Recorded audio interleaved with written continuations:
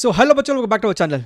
बच्चा, आज हम लोग यहाँ पर डिस्कस करने वाले हैं आईआईटी 2019 के फिजिक्स के सारे सवाल जो कि आपसे यहाँ पर पूछे गए थे। एंड इसके अलावा हम लोगों ने 2019 के अलावा हम लोगों ने 21, 22, 23, 24, 25 सभी को इन डेप्थ यहाँ पर डिस्कस किया हुआ है। सभी का जो लिंक है ना वो आपको नीचे मिलेगा। सभी आपको एक प्लेलिस्ट के अंदर है और उस प्लेलिस्ट का लिंक आपको ना बेटा नीचे मिल जाने वाला है। ठीक है, चलिए शुरू करते हैं। नए हो तो सब्सक्राइब कर लीजिए एंड बेटा make sure to hit the like button.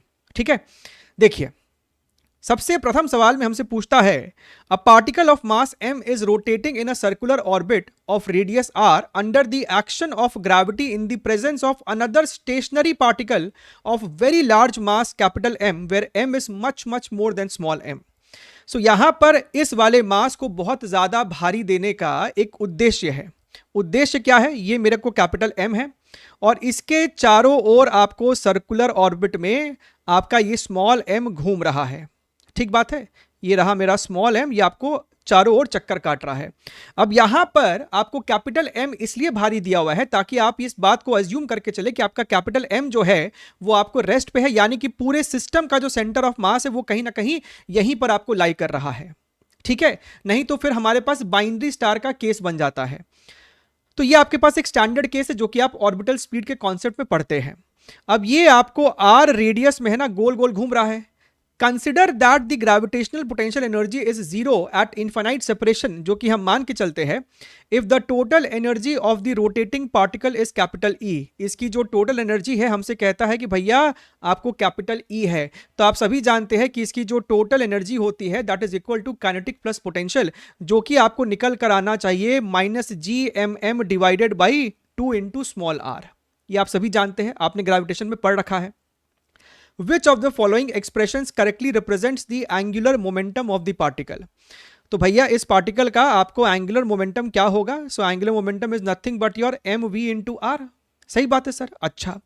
लेकिन अगर तुम यहां पर ध्यान से देखो तो मेरे पास जो भी यहां पर आंसर दिया है वो कैपिटल E, M और R के टर्म्स में है, यानी कि हमको यहां पर ये V नहीं चाहिए।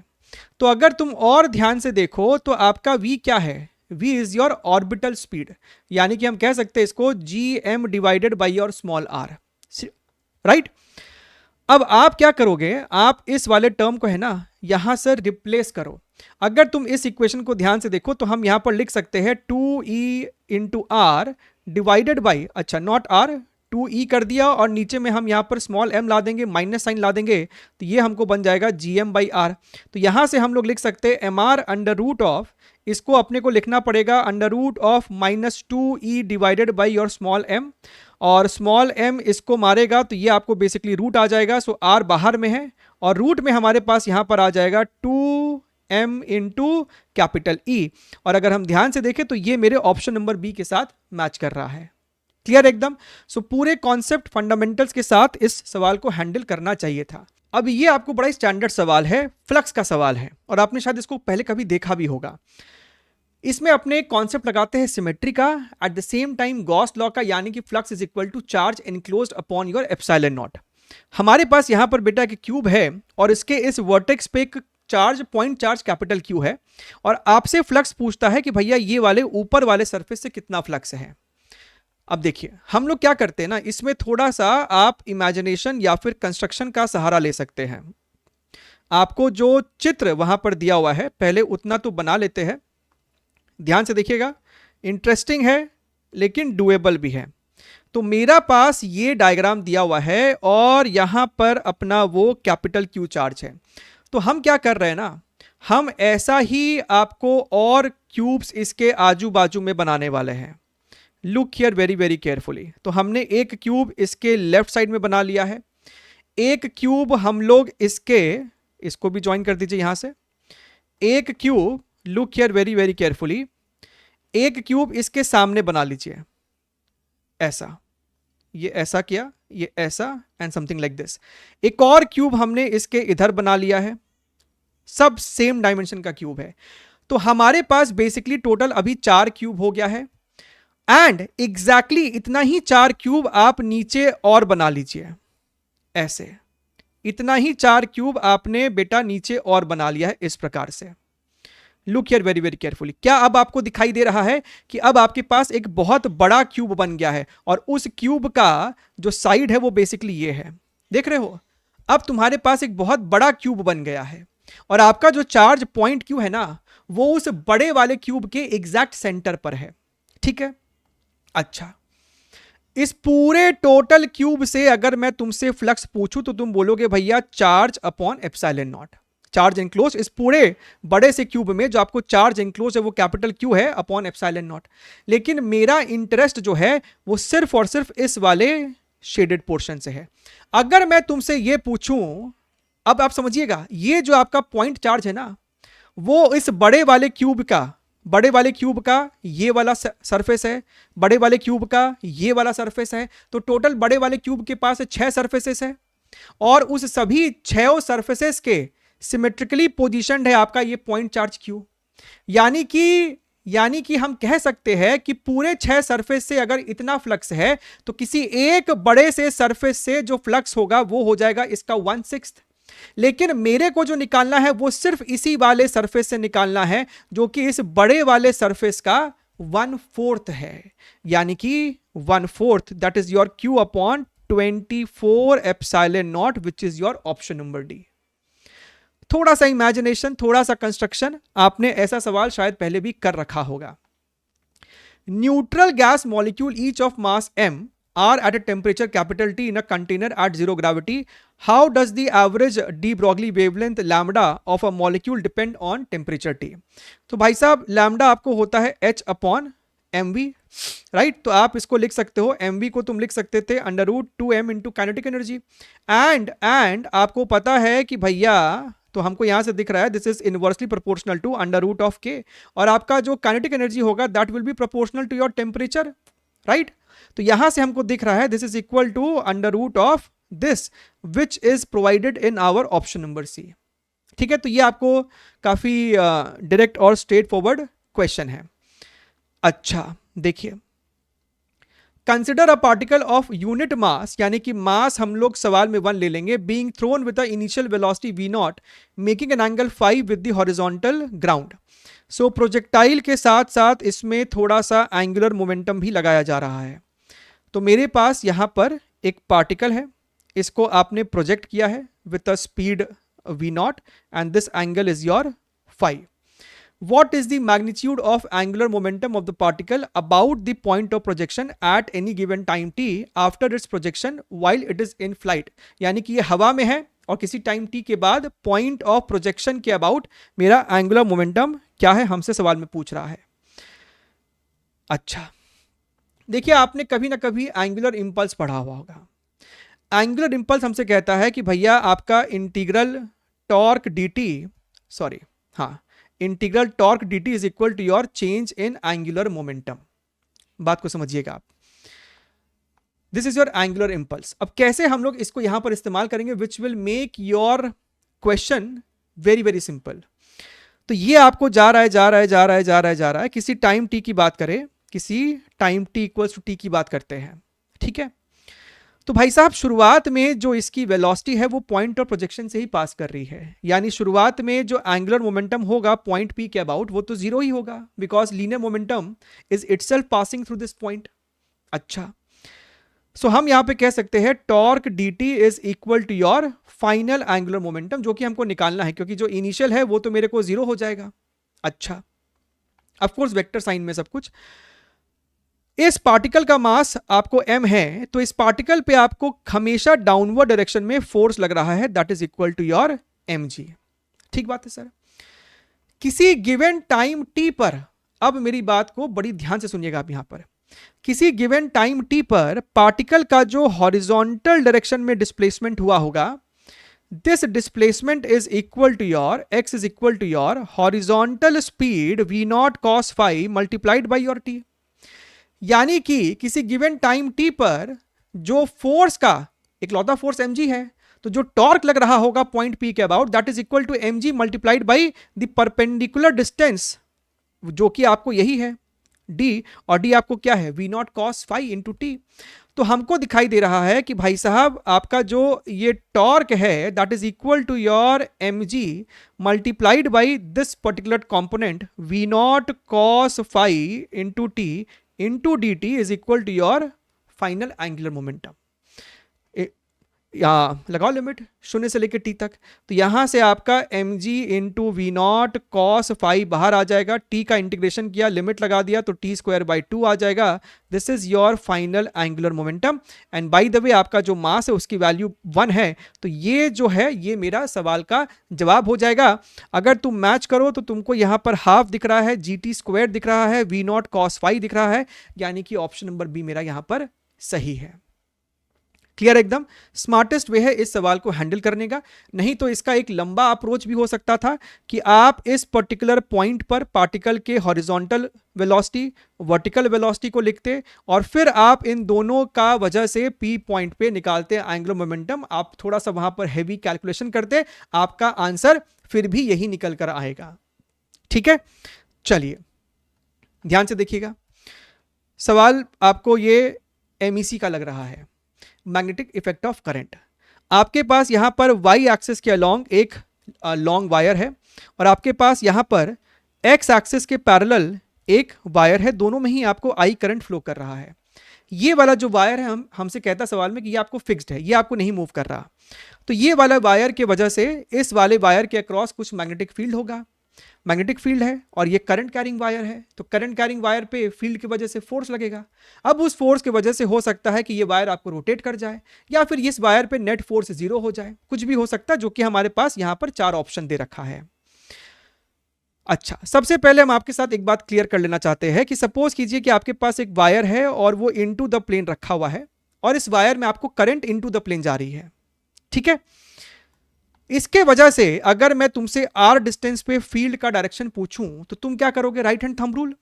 करंट अंदर की तरफ है, करंट अंदर की तरफ है, तो तुमको दिख रहा है कि यहां पर इस पर्टिकुलर पॉइंट पे जो फील्ड होगा वो इस आर के पहली बात तो परपेंडिकुलर आना चाहिए, इस डायरेक्शन में आपका फील्ड होगा।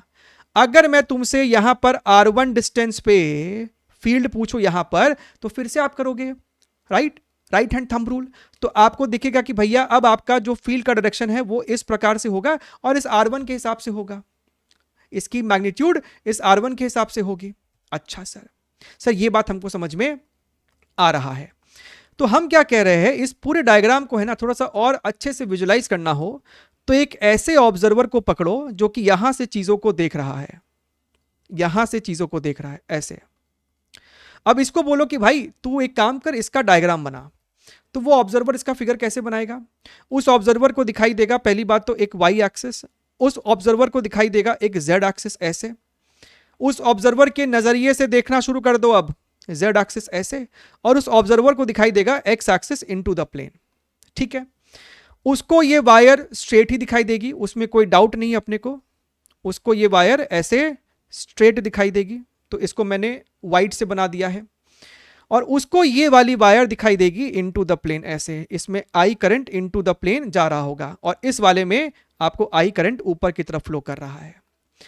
तो अगर तुम ध्यान से देखो, इसके वजह से है ना इस वायर के अलग अलग पॉइंट पर फील्ड अलग अलग होगा, क्योंकि इस वायर का सपोज को जो आपको यहां पर फील्ड चाहिए तो आप इसको जोड़ोगे, ये कुछ डिस्टेंस R1 होएगा, तो भाई साहब इसके वजह से यहां पर जो फील्ड का डायरेक्शन होगा, तुम फिर से करो राइट हैंड थंब रूल, तो तुमको दिखना चाहिए, समझिएगा ये एक सर्कल है ऐसे बेसिकली, R1 रेडियस का आप एक सर्कल पकड़ लीजिए।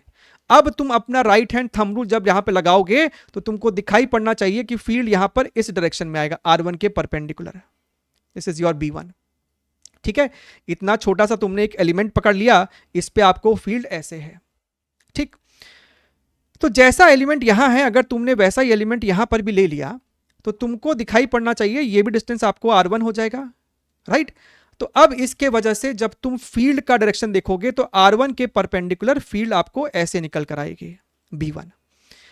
अब समझिए यहां पर तुमने एक छोटा सा एलिमेंट लिया था, इसमें करंट आपको ऊपर जा रहा है और फील्ड राइट ये मेरा DL वेक्टर हो गया और ये मेरे को भाई साहब b1 वेक्टर हो गया, दिख रहा है ना, ये b1 वेक्टर है और ये मेरा dl वेक्टर है। तो इस वाले एलिमेंट पे फोर्स का डायरेक्शन क्या होगा, करो L क्रॉस B। तो जब तुम L क्रॉस B कर रहे हो तो क्या तुम्हारा थंब इनटू द प्लेन आ रहा है, क्या तुम्हारा थंब इनटू द प्लेन आ रहा है, यानी कि साहब इस वाले एलिमेंट पे जो तुमको फोर्स होगा ना वो इनटू द प्लेन आएगा।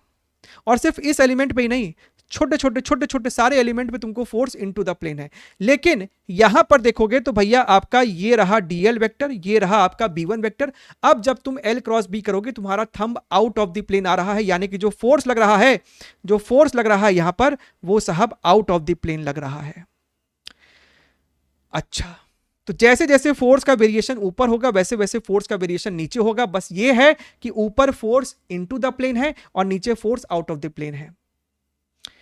सो B experiences a net force. पहली बात, नेट फोर्स अगर तुम ध्यान से देखो तो जितना फोर्स ऊपर है उतना ही फोर्स नीचे है। ऑफ कोर्स ऊपर जाते जाते फोर्स की मैग्नीट्यूड चेंज हो सकती है, लेकिन वेरिएशन सिमिलर फैशन में है, तो नेट फोर्स तो आपको जीरो हो जाता है। लेकिन अब इसी चीज को यहां पर तुम इमेजिन करो, क्योंकि हमको इस डायग्राम के रेस्पेक्ट में पूछ रहा था। यहां पर इनटू द प्लेन अगर फोर्स है, यानी कि मेरा एक्स एक्सिस में है, पॉजिटिव एक्स एक्सिस में फोर्स है, मतलब ऊपर वाले सेगमेंट में फोर्स ऐसे लग रहा है और नीचे वाले सेगमेंट में फोर्स ऐसे लग रहा है। तो साहब इतना तो हमको समझ में आ रहा है कि ये जो वायर है ना आपको ऐसे क्लॉकवाइज रोटेट करेगा। So B experiences a net clockwise torque over here. Option number D is the correct answer. So बड़ा ही सुंदर, अगर इसको डीप में एनालाइज किया जाए तो एक सुंदर सवाल है ये, ठीक है। अच्छा, ये सवाल थोड़ा सा मतलब ठीक है, थोड़ा सा और इसमें क्लैरिटी होने की जरूरत थी। What is the average kinetic energy of a molecule of an ideal gas leaking freely through an orifice of container which has n molecules at pressure P in volume V? So आपके पास एक container है, इसमें pressure आपको P है, volume V है, number of molecules आपके पास यहाँ पर n है। तो अगर हम यहाँ पर आइडियल गैस लॉ लगा दें, so PV is equal to nRT, लेकिन आपका जो n होता है that is number of molecules upon your Avogadro number R into T. And by the way आपका जो R बाई NA है वो हमको होता है Boltzmann constant into your capital T। ठीक बात है सर, यानी कि हम यहां पर कह सकते हैं कि आपका जो KBT है that is equal to your PV upon N। अब हमसे कहता है कि यहां पर आपको एक छोटा सा ओरिफिस है और इससे आपको गैस लीक कर रहा है, it is leaking freely through the orifice over here. So basically इसके अंदर है ना कहीं थोड़ा सा आपको कॉन्सेप्ट लगता है एफ्यूजन का, और वहां पर ऐसा देखा जाता है कि भैया जो आपका जिस पार्टिकल का स्पीड ज़्यादा होता है ना उसके निकलने की यहाँ से प्रोबेबिलिटी ज़्यादा होती है। तो अगर हम बात करेंगे काइनेटिक एनर्जी की तो भैया जो जस्ट अंदर है आपका वो भी एवरेज काइनेटिक एनर्जी, और जो बाहर है वो आपको एग्जैक्टली सेम नहीं है, ठीक है। लेकिन इस सवाल में कहीं ना कहीं थोड़ा सा आपको अजम्पशन लेके चलना पड़ेगा कि you can take one assumption जिससे हमारा आंसर जो है उस तक हम पहुंच पाएंगे। यहां पर आप चाहो तो एक वैक्यूम एज्यूम कर सकते हैं, मतलब ये जो गैस है वो आपको फ्रीली एक्सपैंड कर रहा है। जब उस प्रकार का हम एजम्पशन लेने के लिए आ जाएंगे तब हम कह सकते हैं कि भैया मेरा जो डेल्टा यू होगा that is going to be zero in your free expansion. उस केस में हम यहां पर कह सकते हैं कि भैया जो मेरा अंदर में काइनेटिक एनर्जी है वही मेरा निकलते वक्त भी आपका काइनेटिक एनर्जी होने वाला है। उस केस में हम कह सकते हैं कि अपना जो एवरेज काइनेटिक एनर्जी हो जाएगा यहां पर that is equal to your 3/2 into KBT, 3/2 into KBT। तो अगर हम ध्यान से देखें तो अपना जो KBT की वैल्यू है that is equal to your PV upon N, और तब जाके मेरे पास यहां पर कौन सा ऑप्शन मैच कर रहा है, 6th का ऑप्शन नंबर A। ठीक है एकदम। चलिए आगे बढ़ते हैं, let's see the next question, question number 7। Dimension का सवाल है, थोड़ा सा मेहनत करना है, अदरवाइज कुछ खास बात नहीं इसके अंदर। आपको बताना है इसमें से कौन सा वाला जो है it is having an expression of energy, यानी कि भैया किसका डायमेंशन तुमको एनर्जी के बराबर है। एनर्जी का जो आपको डायमेंशन होता है that is equal to your ml/2t-2। तो एक तो कैपिटल G है, इसका डायमेंशन निकाल लो, F is equal to Gm² upon your R²। So भैया जो G का डायमेंशन होगा वो हमको F into R² upon M² के डायमेंशन के बराबर होगा। तो अगर हम ध्यान से देखें F का डायमेंशन है आपको ml/t-2, ये आपको हो जाएगा एल स्क्वायर और ये हमको हो जाएगा एम स्क्वायर, यानी कि m -1 एल क्यूब और t -2। तो ये अपने को हो जाएगा कैपिटल G का डायमेंशन। जहां तक बात है आपको h यानी कि प्लैंक्स कांस्टेंट, तो वो आपको हो जाता है यहां पर energy is equal to h into frequency या फिर h बाई टाइम कर दो, यानी कि प्लैंक्स कांस्टेंट का डायमेंशन e इंटू टाइम के डायमेंशन के बराबर होगा। ठीक है, तो यहां पर लिख लो प्लैंक्स कांस्टेंट का डायमेंशन है, ये आपको हो जाएगा ml2t -2 और यहां पर आपके पास एक t है यानी कि ml2t -1। और जहां तक बात है हमको स्पीड की, तो भैया स्पीड आपको हो जाएगा डिस्टेंस अपॉन टाइम यानी कि lt -1। ठीक है, अब अगर तुम ऑप्शंस को देखो तो हर बार hc power 5 hc power 5 hc power 5 तीन जगह तो दिख रहा है। तो एक काम करते हैं, ये जो hc पावर 5 है ना, इसको सॉल्व करके देखते हैं। यानी दिस आपके पास ये हो जाएगा ml2t -1 मल्टीप्लाइड बाई इसका पावर 5 यानी कि l to the power 5 t to the power -5। So what do we have here? We have here m l to the power 7 and t to the power -6। ये इतना हो गया और आपके पास capital G है ही। तो अगर हम लोग यहां पर दोनों का रेशियो लेके देखें कि आपके पास कैपिटल G है यहां पर, सो भैया G डिवाइडेड बाई HC5, तो G का डायमेंशन मेरे पास यहां पर है m -1 L का cube t to the power -2 और ये है m L to the power 7 t to the power -6। तो ये हो जाएगा मेरे को m to the power -2 L to the power -4 and t to the power 4। तो अगर मैं इसका रूट ले लूं, तो इसका रूट ले लोगे अगर तुम, तो इसका डायमेंशन हमको आ जाएगा m -1 L to the power -2 and t to the power 2। तो आपको यहां से दिख रहा है कि अगर इसका डायमेंशन इतना है ना, यानी कि साहब hc5 upon g under root का जो डायमेंशन होगा वो इसका ठीक उल्टा होगा, दैट इज योर ml2t -2 जो कि एनर्जी का डायमेंशन है।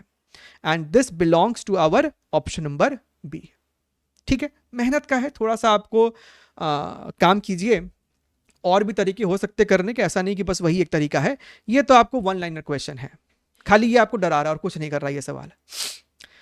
आपके पास एक ब्लॉक है, इसके लेफ्ट साइड स्प्रिंग कांस्टेंट के है, इसके right side spring constant 4k है और ये सब आपको अटैच्ड है। तो आपने इसको डिस्टर्ब किया और ये आपको SHM कर रहा है।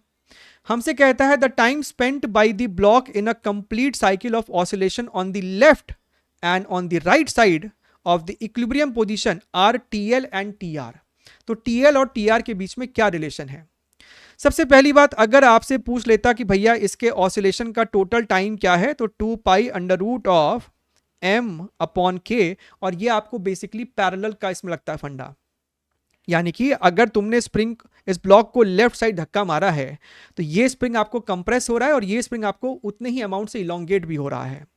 तो आप जब इसका डिटेल में कॉन्सेप्ट पढ़ते हो, डेरिवेशन सीखते हो, तो आप समझते हो कि भैया 4k और k को ऐड करके यहां पर हम लोग लिख सकते हैं। तो ये तो हो गया इसका time period of oscillation.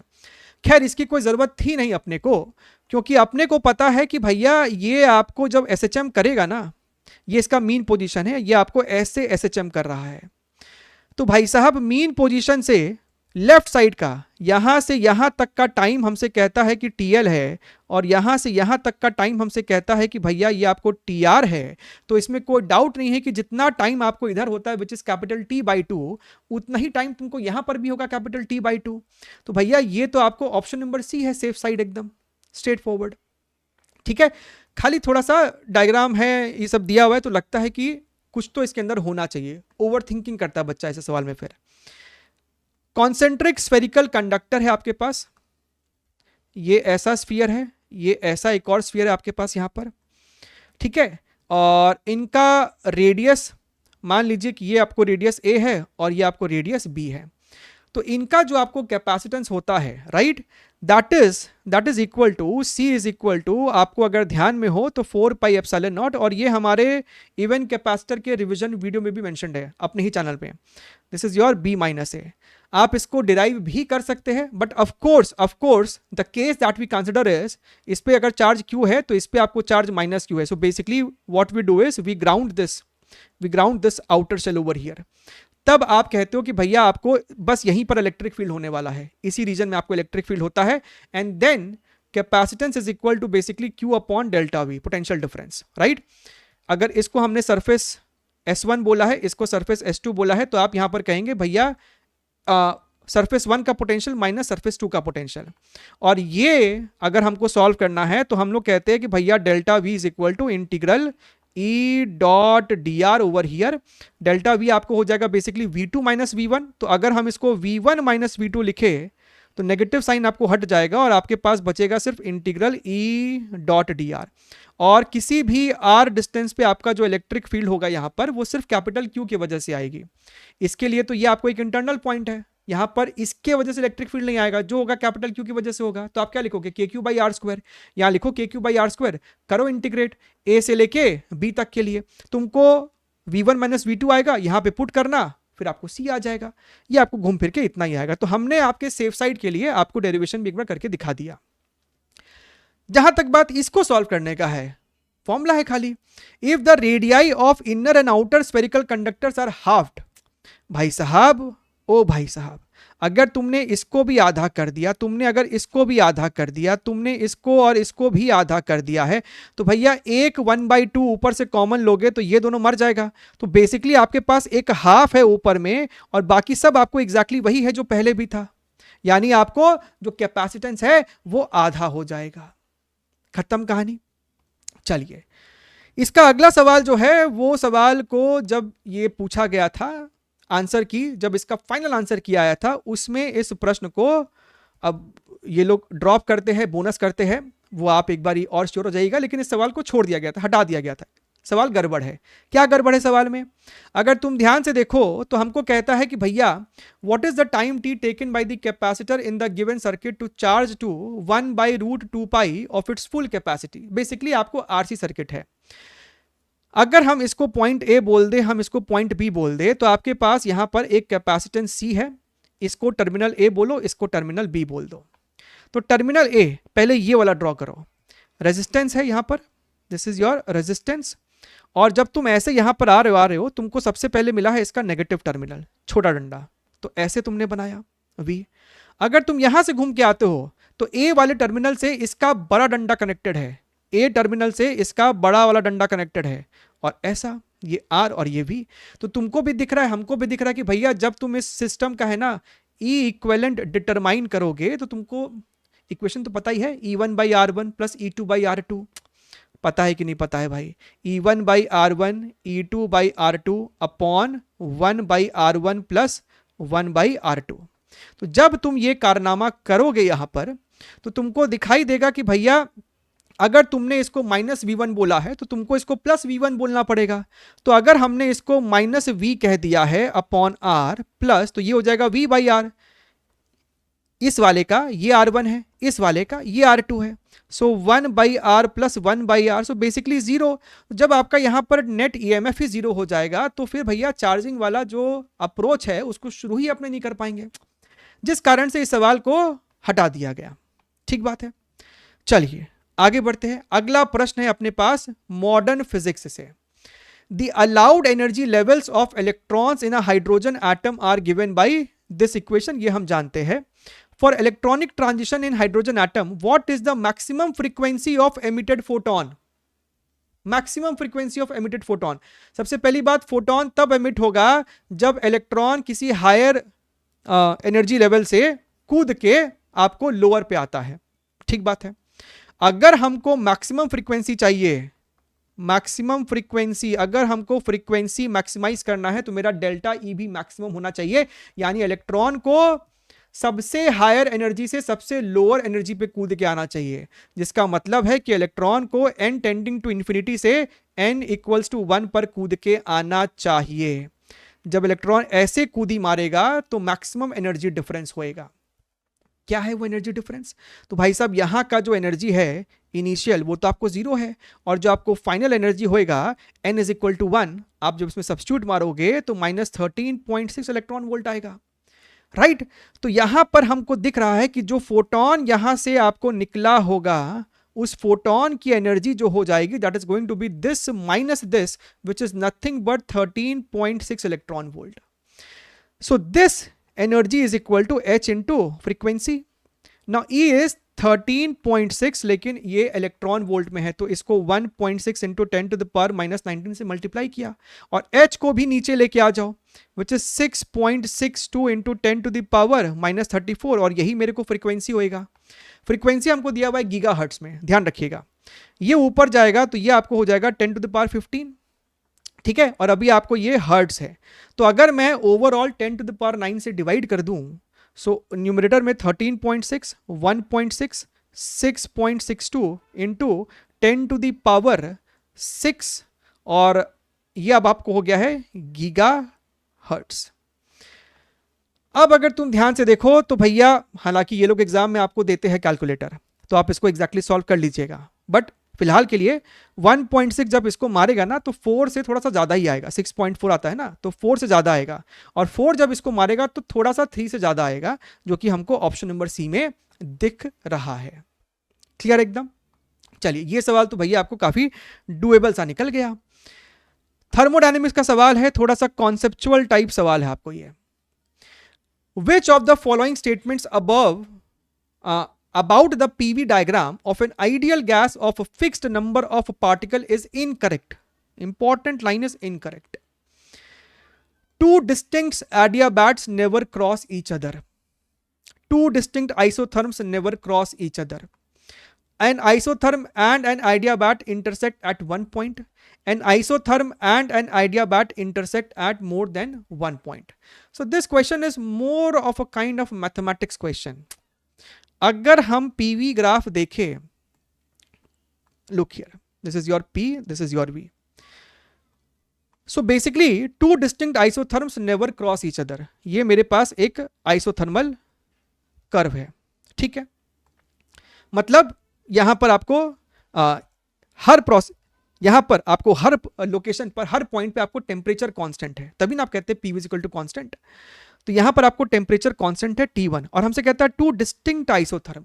Suppose कीजिए यहां पर टेम्परेचर आपको लेटस से आपको टेम्परेचर 100 केल्विन है, कांस्टेंट है पूरा, और आपके पास यहां पर एक और आइसोथर्म है, ठीक है, आपके पास यहां पर एक और आइसोथर्म है, हमने उसको फोर्सफुली इंटरसेक्ट करवा दिया, और यहां पर आपको टेम्परेचर 200 केल्विन है। तो ये इंटरसेक्शन पॉइंट जो आ गया ना, this becomes a contradiction right now. क्यों? यहां पर आपको वॉल्यूम V0 है और यहां पर आपको मान लीजिए प्रेशर P0 है, तो हम जानते हैं कि भैया PV is equal to nRT, right. तो इसी P और V के प्रोडक्ट के लिए तुम कहना चाहते हो कि P0 into V0 is NR into 200 also and NR into 100 also. भैया वो कैसे पॉसिबल है, समझ रहे हो? जिस कारण से हमको समझ में आता है कि आपको इंटरसेक्शन इस केस में पॉसिबल नहीं है फॉर टू डिस्टिंक्ट आइसोथर्म, और अगर टू डिस्टिंक्ट आइसोथर्म इंटरसेक्ट नहीं कर सकता है तो उसी लॉजिक से हम कह सकते हैं कि भैया टू डिस्टिंक्ट एडियाबैट्स भी आपको इंटरसेक्ट नहीं कर सकता है, जहां पर PV gamma is equal to constant मेरे पास होता है। इसका मतलब ये दोनों आपको करेक्ट स्टेटमेंट्स हैं, तो इनको आंसर के तौर पे हम चुन नहीं सकते। अब बात करते हैं एक आइसोथर्म और एक एडियाबैट की। हालांकि ये ग्राफ आपने बहुत बार देखा हुआ भी होगा, इस प्रकार से आपको एक आइसोथर्म है मान लीजिए और एक आपको एडियाबैटिक है, ठीक है, जिसका स्टीपनेस ज्यादा वो आपको एडियाबैटिक होता है। सो सपोज कीजिए कि हमने बोला है कि हाँ ये आपको इंटरसेक्ट कर रहा है, या फिर हमको चेक करना है कि कितनी बार इंटरसेक्ट कर सकता है। तो एक आपको जो कर्व है that is equal to your PV is equal to constant, और एक जो आपको कर्व है that is equal to your PV gamma is equal to constant. तो हम क्या कह रहे हैं, आपके पास बेसिकली दो इक्वेशन है ना, सॉल्व कर दीजिए। अगर V की दो वैल्यू आ जाती है तो ठीक है भाई, अगर हम इन दोनों को आपस में डिवाइड कर दे तो आपको दिखेगा ना V upon V to the power gamma is equal to your C1/C2, यानी कि साहब C2/C1 is equal to V to the power gamma -1, यानी V की वैल्यू आपको निकल कर आ रही है C2/C1 whole to the power 1 upon gamma -1। तो अपने को साफ साफ दिख रहा है कि भैया V की आपको एक यूनिक वैल्यू आ रही है, सिमिलरली आपको P की एक यूनिक वैल्यू आएगी। It is going to intersect only at one particular location, not more than that. तो ये आपको एक करेक्ट स्टेटमेंट है, तो ये आंसर नहीं हो सकता, ये आपको एक गलत स्टेटमेंट है, तो यही आपको सही जवाब है इस पर्टिकुलर क्वेश्चन का। बढ़िया है सर, अच्छा। और देखिए यहां पर आपसे कहता है a cube, a cylinder of height equal to its diameter and a sphere, all solid are made of metal and are of identical mass. सबका मास सेम है and are made of a metal, तीनों ही आपको same metal से भी बना हुआ है, यानी सबका आपको स्पेसिफिक हीट कैपेसिटी भी सेम है। If all the three shapes having initial temperature 50 are put in a large reservoir of water at 10 degree centigrade, आपके पास एक बहुत बड़ा लार्ज रिजर्वॉयर ऑफ पानी है जिसका टेम्परेचर है 10 डिग्री सेंटीग्रेड, उसमें तुमने एक क्यूब रख दिया, एक स्फीयर रख दिया, एक तुमने रख दिया है सिलेंडर। ठीक है, हमसे पूछता है कि भैया किस केस में which of the following above three shapes cools the fastest, किसका तुमको dt बाई dt जो है वो सबसे ज्यादा है, रेट ऑफ कूलिंग किसका सबसे ज्यादा है। अच्छा, देखिए सबसे पहली बात क्या है ना, यहां पर आपको अंदर में पानी है, पानी है। अगर ये आपको एयर होता, ठीक है, कि एक सराउंडिंग एयर है एंड आपको सॉल्व करना है, तो फिर आप वहां पे रेडिएशन को डोमिनेंट मान लेते हैं। लेकिन जब आपके पास पानी आ गया है ना, तो पानी इसके डायरेक्ट कांटेक्ट में है, वो इसके सरफेस से हीट को लेके फिर इट विल ट्रैवल। सो यहां पर आपको जो कन्वेक्शन है that is going to dominate as compare to your radiation. और रिजर्वॉयर देने का मतलब है कि हमको कहना चाहता है कि भैया इसका जो पानी का टेम्परेचर है आप उसको कांस्टेंट मान सकते हैं, भले ये आपको हीट लूज कर रहा होगा, ये जो सिलेंडर है, स्फीयर है, क्यूब है, बट स्टिल आप इसके रिजर्वॉयर के टेम्परेचर को सेम मान सकते हैं। ठीक बात है। तो कन्वेक्शन के लिए आपको जो रिलेशन है that looks similar to your Newton's laws of cooling itself, that dq by dt is equal to h, which is your heat transfer coefficient multiplied by the surface area multiplied by your T minus Ts. T is body का temperature, Ts is surrounding का temperature। और ये equation भी आपको हम तभी लगा सकते हैं जब ये डिफरेंस जो है वो आपको 20 से 40, 50, 60 तक मैक्स टू मैक्स रहे। तो यहां पर आपको ये 50 है, ये 10 है, डिफरेंस इनका 40 के आसपास है। So we can go with this particular equation as well. So अगर हम ध्यान से देखें, यहां पर हम अगर ध्यान से देखें तो आपको भाई साहब डेल्टा क्यू होता है एम एस डेल्टा टी, यानी डिफरेंशियल फॉर्म में लिखे तो भैया D Q by D T is equal to M S D T by D T, right. So basically हम इस D Q by D T की जगह लिख सकते थे M S D T by D T is equal to your H A T minus T S. ठीक है, जाहिर सी बात है आप यहां पर dt बाई dt में एक नेगेटिव साइन लगा सकते हैं क्योंकि आपको ये कूल हो रहा है, तो dt itself is a negative term. खैर एनीवेज, तो साहब हमको दिखाई दे रहा है कि आपका जो रेट ऑफ कूलिंग है ना दैट इज प्रोपोर्शनल टू, देखिए ये आपको दोनों के लिए शुरुआत में सेम है, तीनों के लिए आपको सेम है, t minus T S. h आपको कांस्टेंट है, मास सभी का सेम है, स्पेसिफिक हीट कैपेसिटी सभी का सेम है, यानी ये हमको समझ में आता है कि सरफेस एरिया के हिसाब से हमको डिसाइड करना पड़ेगा रेट ऑफ कूलिंग। जिसका सरफेस एरिया ज्यादा उसका रेट ऑफ कूलिंग सबसे ज्यादा। क्लियर एकदम। So we have came down to this particular conclusion now.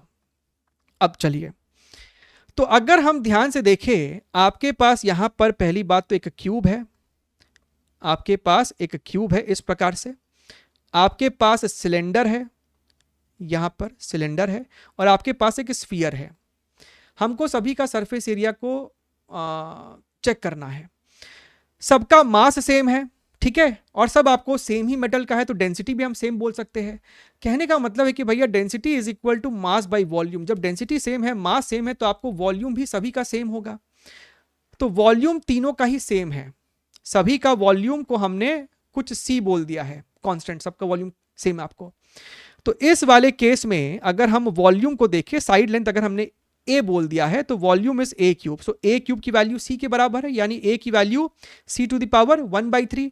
तो पहले वाले का जो सरफेस एरिया होगा that is equal to 6 into a square, और a स्क्वायर क्या है basically c to the power 2/3। a square मतलब इसका स्क्वायर, तो आ गया इतना।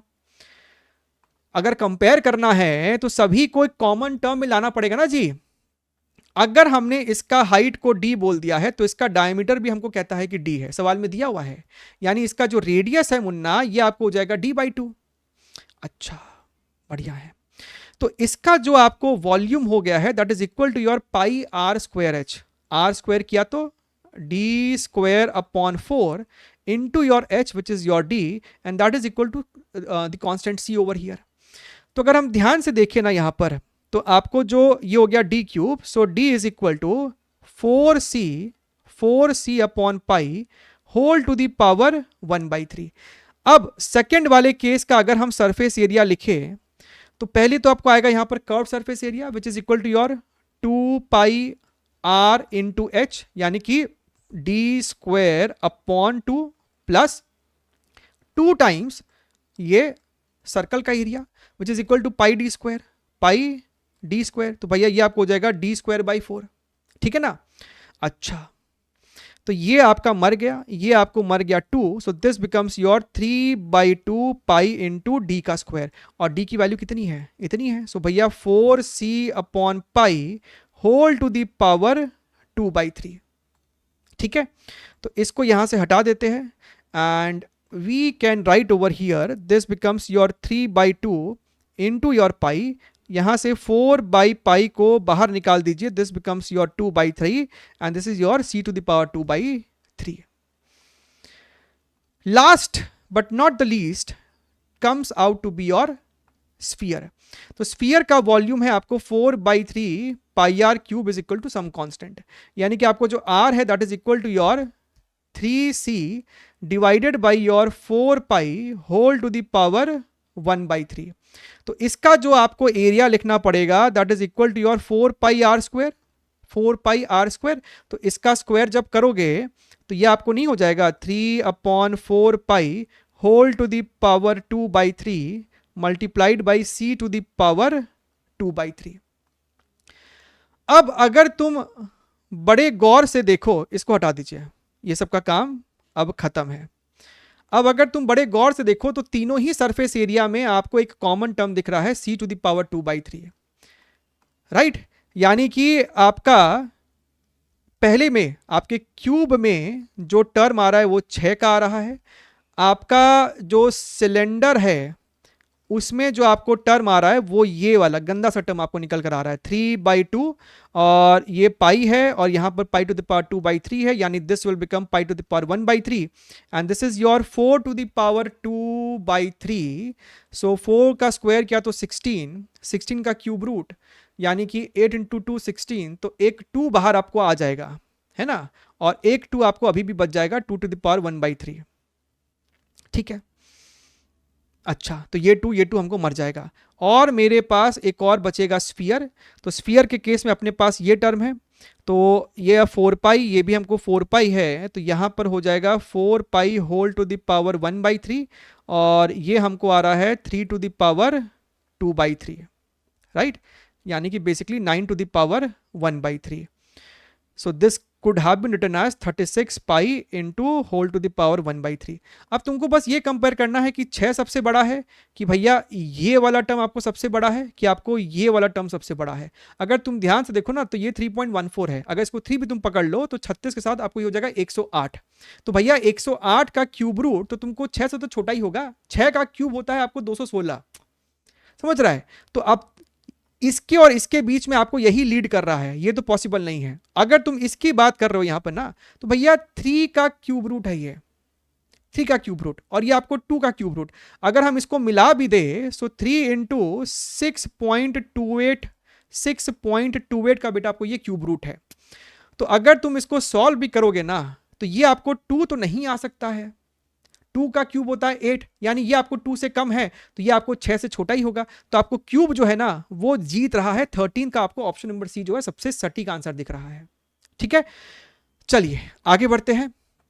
अगला प्रश्न है मेरे पास यहां पर प्रश्न number 14। An LED display consist of 100 pixels per centimetre square. अगर ये मेरा एलईडी टीवी है, this is your LED TV over here, इस प्रकार से, तो इसमें आपको 100 पिक्सल्स है पर सेंटीमीटर स्क्वायर। पर सेंटीमीटर स्क्वायर का मतलब है कि अगर ये साइड 1 सेंटीमीटर है, ये साइड 1 सेंटीमीटर है, तो इसके अंदर तुमको 100 पिक्सल है, समझता है पिक्सल, ऐसा छोटा छोटा छोटा छोटा छोटा छोटा छोटा छोटा ऐसा करके तुम्हारे पास 100 पिक्सल है। अच्छा, बहुत ही बढ़िया है सर। यानी कि किसी एक पिक्सल, 100 पिक्सल का मतलब है कि भैया 10 पिक्सल आपको इस डायरेक्शन में होगा, 10 पिक्सल तुमको इस डायरेक्शन में होगा। तो अगर इसका एक साइड लेंथ ये 1 सेंटीमीटर है और 10 पिक्सल ऐसे लगा पड़ा है, तो एक पिक्सल का डायमेंशन कितना हो गया? एक पिक्सल का, ये आपको एक पिक्सल है 1/10 विच इज योर 0.1 सेंटीमीटर, 0.1 सेंटीमीटर। ठीक बात है साहब। Consider the diameter of the प्यूपिल of the I is 5 millimetre, the average wavelength of the display is 575 nanometer. What is the nearest distance from the display one can be at such that the display does not appear pixelated?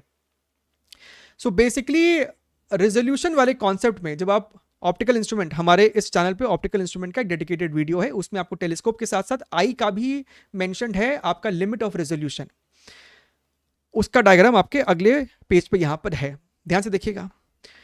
So basically अगर मेरे पास 2 point object है, बहुत छोटे छोटे object है, और ये एक फाइनाइट डिस्टेंस से सेपरेटेड है, राइट? तो आप अगर x डिस्टेंस पर है, हम चाहते हैं कि हमको ये दोनों सेपरेटेड डिस्टिंक्टली दिखाई दे, we are able to distinct between these two objects over here. तो उसके लिए मेरे पास इस थीटा का जो कंडीशन है that is given by this particular relation, theta is equal to 1.22 lambda upon capital D. Capital D तुमको क्या है? अपर्चर, जो कि तुमको यहां पर दिया होगा, प्यूपिल आई डायमीटर, ठीक है। And of course theta can also be written as your D upon X, दोनों के बीच का सेपरेशन अपॉन एक्स। अच्छा, अब ध्यान से देखिएगा। सो बेसिकली अगर हमको what is the nearest distance from the display one can be at such that display does not appear pixelated. तुमको पता है ना, जब तुम नजदीक जाते हो स्क्रीन के तो तुमको फिर ये पिक्सल्स दिखना शुरू हो जाते हैं, और जब तुम दूर से देखते हो, राइट, तब तुमको ये एक अच्छा सा क्लियर इमेज दिखाई देता है। Same goes with any image also. तुम एक इमेज को जूम करते जाओ, तुमको फिर उसका पिक्सल दिखना शुरू हो जाता है। सो बेसिकली हम इसको इन लिमिटिंग केस के लिए सॉल्व कर सकते हैं कि आपके पास यहां पर एक पिक्सल है, आपके पास यहां पर एक और पिक्सल है, तो हम लोग लिमिटिंग केस के लिए, यानी इस केस के लिए इसको सॉल्व कर सकते हैं, राइट? कि भैया इस एक्स से थोड़ा सा भी दूर हम लेफ्ट साइड और चले गए तो हमको फिर ये नॉन पिक्सेलेटेड दिखाई देने वाला है। अच्छा, तो सर मेरे पास यहां पर एक पिक्सल, ये एक और पिक्सल, तो हम सर ये डी किस डायमेंशन को ले? सिंपल सी बात है, आप ऐसा कर लो ना, ये एक पिक्सल है, ये आपके पास यहां पर एक और पिक्सल है, ये आपको 0.1 था, ये आपको 0.1 है, दोनों का सेंटर पकड़ लो, तो भैया दोनों के सेंटर के बीच का दूरी भी तो हमको फिर 0.1 ही निकल कर आएगा, 0.1 सेंटीमीटर। तो हमको पता चल गया है कि d is equal to 0.1 centimetre, ठीक है। अब आपको बस यहां पर डेटा को सब्स्टिट्यूट करना है। हमको जानना है यहां पर x की value, so x is equal to your capital D into small d 1.22 into lambda. Now capital D is your pupil eye वाला चीज है ना, so 5 into 10 to the power -3, small d है 0.1 सेंटीमीटर यानी कि 10 टू द पावर -3 मीटर, 1.22, और lambda हमको दिया हुआ है प्रश्न में 575 इंटू 10 टू द पावर -9। आप सभी को एग्जाम में कैलकुलेटर मिलता ही है, तो आप इसको जब ऊपर लेके जाएंगे तो ये आपको बन जाएगा 10 to the power 3। So basically यहां पर ये इसको मार देगा तो भैया ये हो जाएगा इतना, right, 5 1 again 1 and 1 5। So numerator में आपके पास है 1000 and in your denominator you have 115 into 1.22। आप जब इसको सॉल्व करेंगे you will get this particular option 7.12 metre, ठीक है। आपको एग्जैक्ट आंसर आ जाएगा यहां पर, क्लियर एकदम। चलिए सेशन के आखिरी सवाल की ओर बढ़ते हैं। इलेक्ट्रोस्टैटिक्स का आपके पास यहां पर प्रश्न है। Two equal positive charge Q are located at the vertices B and C of an isosceles triangle of base A and height 3√3 a upon 2। तो यहां से यहां का जो आपको सेपरेशन है वो हमको h दिया हुआ है सवाल में। When a charge Q prime is placed at A, आपने यहां पर एक चार्ज रखा है Q prime, it is found that at a point inside the triangle the net electric field due to 3 charges vanishes. If this point is at a height of h by 3, then what is the value of Q prime? So basically h by 3 इस line पर कहीं तो एक ऐसा location है जहां पर इसके, यहां पर आपको Q चार्ज है, यहां पर आपको Q चार्ज है, जहां पर इसके और इसके वजह से कोई तो एक लोकेशन है, वहां पे आपको नेट इलेक्ट्रिक फील्ड जो है वो 0 है।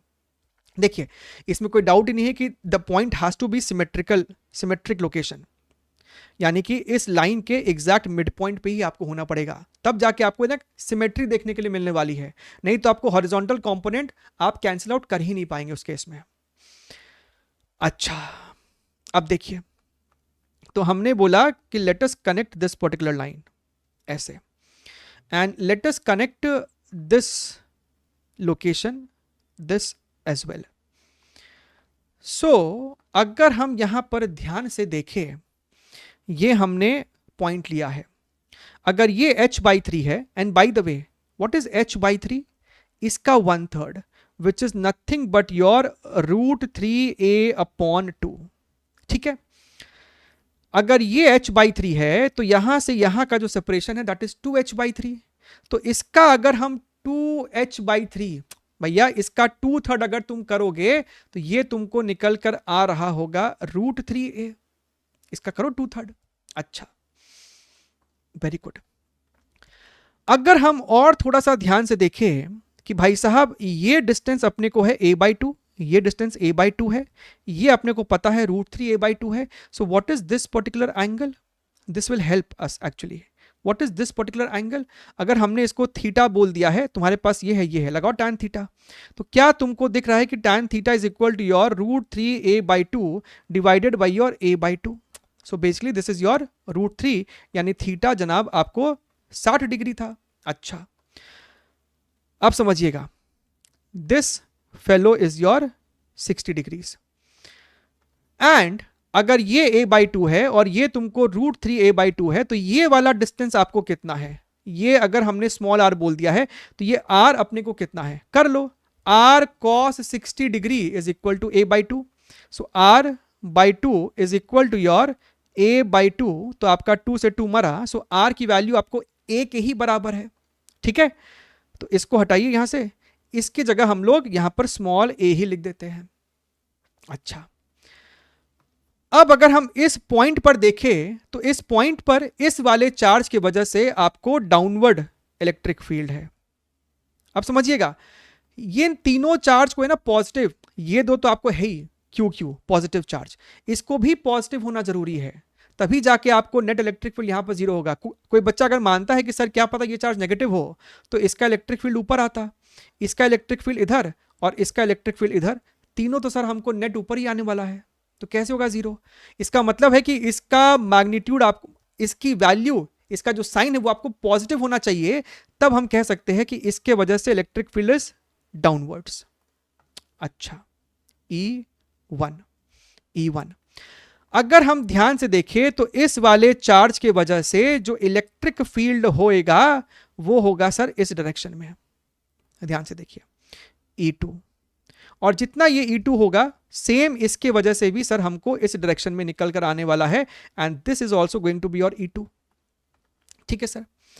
अच्छा अगर ये एंगल 60 डिग्री है तो साहब ये एंगल आपको हो जाएगा 30 डिग्री, मतलब ये एंगल 30 डिग्री, तो सर हमको दिखाई दे रहा है कि अगर ये एंगल अपने को 30 डिग्री है तो E2 का vertical E2 cos theta, E2 का E2 cos थीटा, तो वो दोनों E1 को मारना चाहिए, क्योंकि E2 का हॉरिजॉन्टल और इस E2 का हॉरिजॉन्टल तो मर ही रहा है, पूरा जीरो करना है तो इन दोनों का वर्टिकल इसको कैंसिल करना चाहिए, यानी E1 should be equal to your 2E2 cos of 30 degrees. अब खेला खत्म है। What is E1?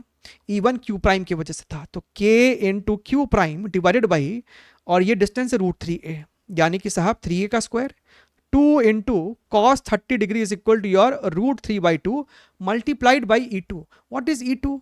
E2 आपको a डिस्टेंस पे है यहां पर Q की वजह से, सो KQ divided by your a का स्क्वायर। तो अगर हम ध्यान से देखें मुन्ना यहां पर, तो K ने K को मार दिया, a स्क्वायर ने a स्क्वायर को मार दिया, 2 ने 2 को मार दिया, तो आपका जो यहां पर Q प्राइम निकल कर आ रहा है that is equal to your 3√3 into small q, जो कि मेरे पास यहां पर ऑप्शन नंबर बी में है।